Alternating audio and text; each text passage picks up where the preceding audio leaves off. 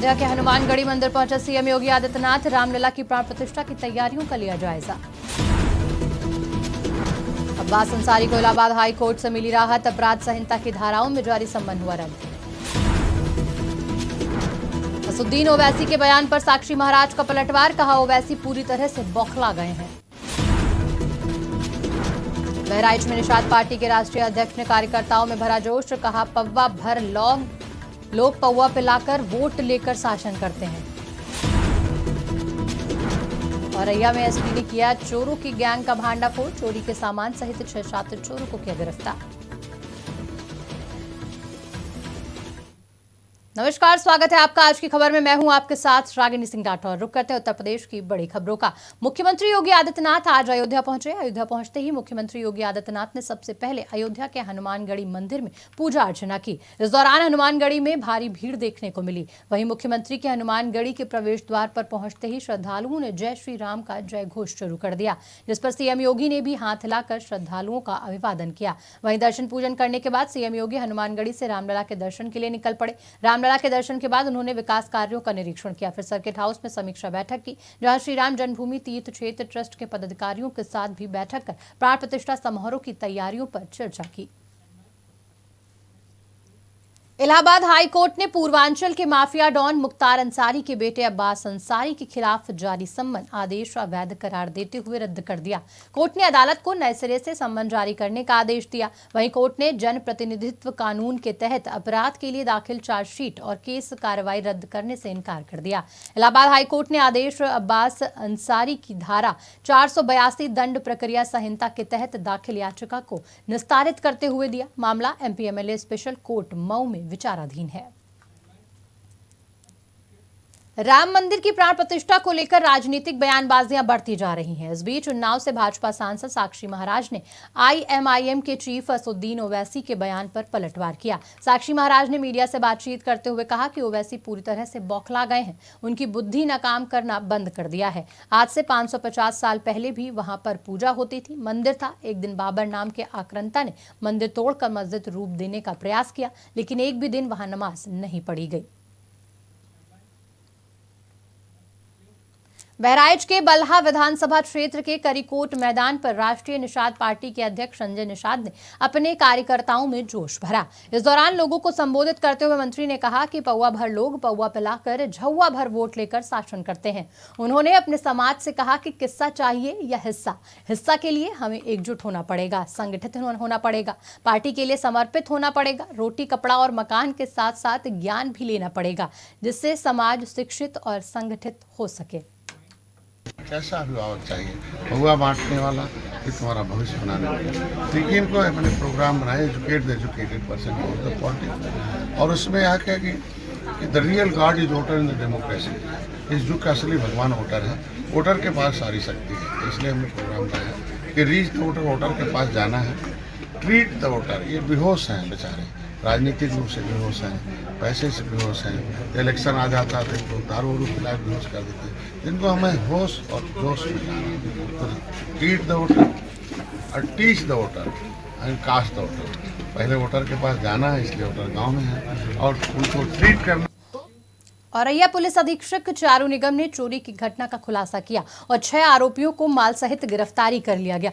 उन्होंने बताया कि बीती 30 दिसंबर को एक युवक ने ट्रैक्टर चोरी के मामले में मुकदमा दर्ज कराया था, जिसके बाद एसपी के निर्देश पर टीम गठित कर मामले की जांच शुरू की गई और चेकिंग के दौरान मुखबिर की सूचना पर योजनाबद्ध तरीके से आवश्यक घेराबंदी कर आरोपियों को मन्ना कोला पुल एरवा कटरा के पास से गिरफ्तार किया गया। इस दौरान आरोपियों के कब्जे से एक ट्रैक्टर, घटना में प्रयुक्त कार, तमंचा और जिंदा कारतूस बरामद हुए।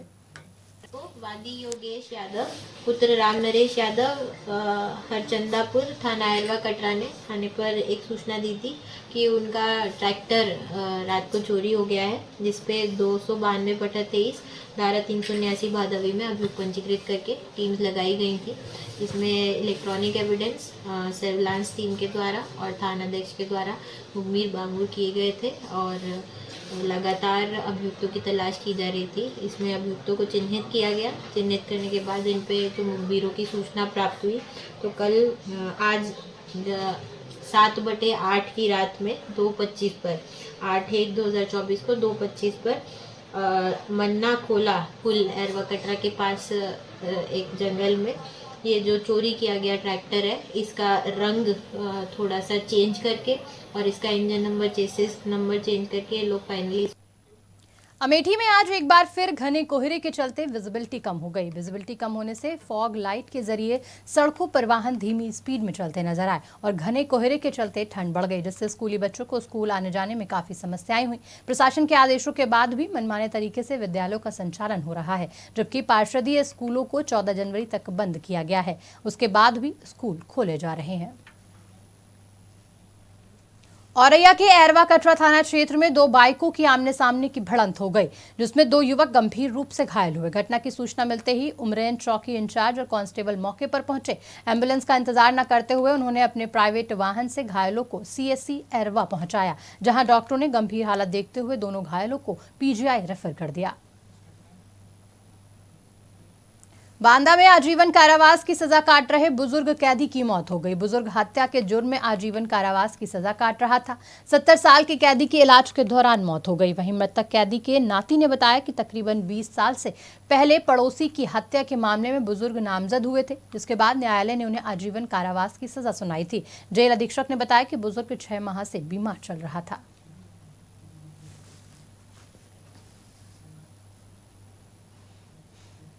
बांदा में दो अलग अलग ट्रेनों से दो महिलाओं के जेवरों से भरे पर्स चोरी हो गए। चोर गिरोह ने दो महिला यात्रियों के जेवर से भरे बैग पार कर दिए और फरार हो गए। पीड़िता ने कानपुर जीआरपी में मामले की रिपोर्ट दर्ज कराई और बताया कि वो जनरल टिकट लेकर ट्रेन से यात्रा कर रही थी। इस दौरान रास्ते में उनका ट्रॉली बैग किसी ने पार कर दिया, उसमें जेवर रखे थे। दोनों ही मामलों में बांदा और कानपुर जीआरपी पुलिस छानबीन कर रही है। जनपद देवरिया सलेमपुर विधानसभा के अंतर्गत लार भारतीय जनता पार्टी के पूर्व मंडल अध्यक्ष ब्रजेश धर द्विवेदी को फिर एक बार लार मंडल का अध्यक्ष बनाया गया। उनकी विश्वास कर्तव्य निष्ठा को देखते हुए उन्हें मंडल अध्यक्ष चुना गया। इस दौरान तमाम क्षेत्र के लोगों ने मंडल अध्यक्ष बनने पर उनको आभार प्रकट किया। वहीं मीडिया से बात करते हुए ब्रजेश द्विवेदी ने बताया कि तमाम क्षेत्र के लोगों का आशीर्वाद, प्यार उन्हें मिला है और जो पार्टी की तरफ से उन्हें जिम्मेदारी दी गई उसको वो सकुशल निभाने का प्रयास करेंगे। इस पे मेरा यही कहना है कि शीर्ष नेतृत्व ने मुझे पुनः यह दायित्व दिया है, तो इसके लिए सबसे पहले तो मैं सभी अपने शीर्ष नेतृत्व को बधाई देता हूं, अपने सांसद, अपने विधायक, अपने सभी कार्यकर्ताओं को बधाई देता हूं कि उन लोगों का प्रेम स्नेह जो है दोबारा मुझे पुनः पार्टी ने इस पद पर स्थापित किया है। तो पार्टी के निर्णय पर मैं खरा उतरूँ, यही मेरी प्राथमिकता होगी। जो सरकार की, हम लोग की जो सरकार की तो नहीं, पार्टी की रणनीति होती है। पार्टी अपनी रणनीति जो है अपने एक एक बूथ जीतो अभियान से शुरू की है। हमारा बूथ सशक्त है तो हम वहाँ मजबूत हैं। बूथ जब जीतेंगे तो स्वतः हम अपना लोकसभा भी चुनाव जीतेंगे। तो हमारे संगठन के में और भारतीय जनता पार्टी में बूथ की ही प्राथमिकता है। बूथ जीतो और चुनाव जीतो, ये हम लोग का मोटो है। हरदोई से एक हैरान करने वाला मामला सामने आया, जहां शहर कोतवाली इलाके में शॉर्ट सर्किट से घर में आग लग गई। आग लगने से घर का सामान जलकर खाक हो गया। घटना की सूचना मिलते ही दमकल विभाग की गाड़ियां मौके पर पहुंची और आग पर काबू पाया। फिलहाल हादसा टलने के बाद लोगों में राहत की सांस है। झांसी में पुलिस को बड़ी सफलता हासिल हुई, जहां पिछले 3 साल से एक चर्चित हत्याकांड के मामले में फरार 25,000 इनामी बदमाश को पुलिस ने गिरफ्तार किया। पुलिस अधीक्षक ने मामले की जानकारी देते हुए बताया कि राजा बाबू हत्याकांड में फरार बदमाश की पुलिस लगातार तलाश कर रही थी। वहीं चेकिंग के दौरान पुलिस बल के साथ थाना प्रभारी को मुखबिर से सूचना मिली कि एक संदिग्ध व्यक्ति पुलिस के पास खड़ा हुआ है।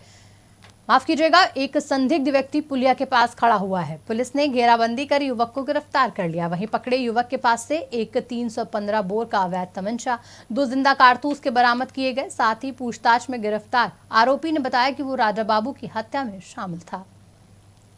हत्या का अभियुक्त सौरभ यादव, जो थाना क्षेत्र सिपरी बाजार का रहने वाला था, इसने 2020 में बरुआ सागर में हत्या की थी। तभी से वांछित चल रहा था। इसमें वरिष्ठ पुलिस अधीक्षक महोदय द्वारा इसकी गिरफ्तारी हेतु 25,000 रुपये का इनाम घोषित किया था। ये स्वाट टीम तथा थानाध्यक्ष बरुआ सागर की संयुक्त टीम के द्वारा लखीमपुर खीरी से दिल दहला देने वाला मामला सामने आया, जहां ठंड से बचाव के लिए जलाई गई अंगीठी के धुएं से दम घुटने से कमरे में सो रहे 2 सगे भाई बहन की मौत हो गई और दंपत्ति की हालत गंभीर रूप से खराब होने पर अस्पताल में उन्हें भर्ती कराया गया। सूचना पर पहुंची पुलिस ने दोनों बच्चों के शवों को पोस्टमार्टम के लिए भेजा। वहीं दंपत्ति की हालत गंभीर बताई जा रही है, उन्हें लखनऊ अस्पताल रेफर किया गया है और पुलिस मामले की जाँच पड़ताल में जुटी हुई है।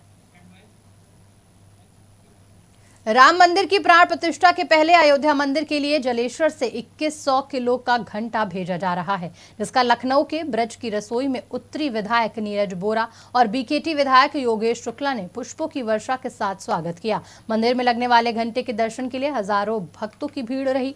सभी भक्त घंटे की आरती की और पुष्प वर्षा कर भक्ति गानों में सराबोर नजर आए। विधायक नीरज बोरा ने कहा कि राम मंदिर की प्राण प्रतिष्ठा देखना अद्भुत है और ये सभी देशवासियों के लिए गौरव की बात है। पूरे देश के अंदर आप कार्यक्रम मान के चले तो आप भी आएंगे, लेकिन पूरा देश जो है एक ही धुन में रमा हुआ है, वो जय श्री राम। और निश्चित तौर पे उस दिन दीपावली होगी, इसी दिन पूरे पर्व के तौर पे हम लोग कभी देखा भूतो न भविष्य, कभी देखा न आगे, कभी अयोध्या के दिन देखने को मिलेगा 2100 किलो का घंटा। आप कल्पना कर सकते हैं कि मैं भी ऊपर आरती कर रहा था तो मेरी ऊंचाई 2 घंटे से कम है, तो आप अंदाजा लगा लीजिए कि क्या चमत्कार है। सौभाग्य की बात है, लखनऊ लक्ष्मणपुर नगरी में हाथरस से 20 किलो का घंटा बनकर राम मंदिर में स्थापना के लिए जा रहा है।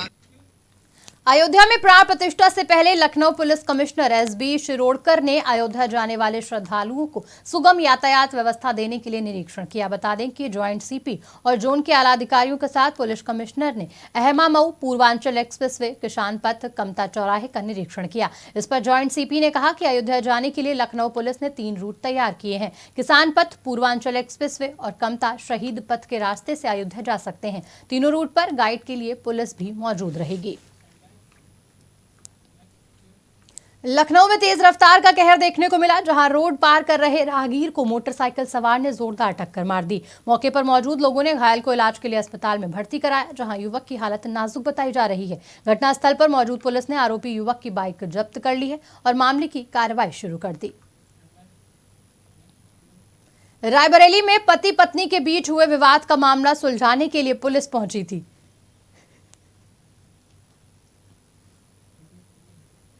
इस दौरान कोतवाल की रंगीन मिजाजी से दोनों का वैवाहिक जीवन खतरे में पड़ गया। बता दें कि इश्कबाज कोतवाल की व्हाट्सएप पर चैटिंग वायरल हुई है। चैटिंग वायरल होने के बाद से पुलिस महकमे में हड़कंप मचा हुआ है, जहां चैट के अधिकांश मैसेज डिलीट किए गए हैं, लेकिन कुछ मैसेज मौजूद हैं। उधर महिला के पति ने दोनों के बीच हुई चैटिंग को पकड़ा तो उसके साथ मारपीट की। पीड़ित पति का आरोप है कि उसको जुबान बंद रखने की धमकी दी जा रही है। पति न कोतवाल से अपनी जान का खतरा बताते हुए डीजीपी को पत्र लिखकर सारा साक्ष्य भी भेजा है। वहीं सीओ डलमऊ अरुण कुमार नौहार का कहना है कि मामले की उन्हें जानकारी नहीं है। अगर शिकायत मिली तो जांच करके कार्रवाई की जाएगी। अयोध्या में भगवान श्री राम की प्राण प्रतिष्ठा को लेकर काशी वीडियो में भी काफी उत्साह देखने को मिल रहा है। अयोध्या में प्राण प्रतिष्ठा को लेकर निमंत्रण के तौर पर घर घर अक्षत देकर अयोध्या के लिए आमंत्रित किया जा रहा है। तो वहीं 22 जनवरी को काशी के हर घर में दिवाली का भी नजारा देखने को मिल रहा है। ऐसे में काशी बाबा विश्वनाथ की नगरी है और भगवान शंकर और भगवान श्री राम एक दूसरे के पूरक माने जाते हैं। 500 सालों के बाद भगवान श्री राम अयोध्या में एक बार फिर विराजमान होंगे। तो वहीं काशी में अभी से इसका उत्साह देखा जा रहा है। फिलहाल बुलेटिन में इतना ही। देश दुनिया की तमाम खबरों के लिए देखते रहिए आज की खबर।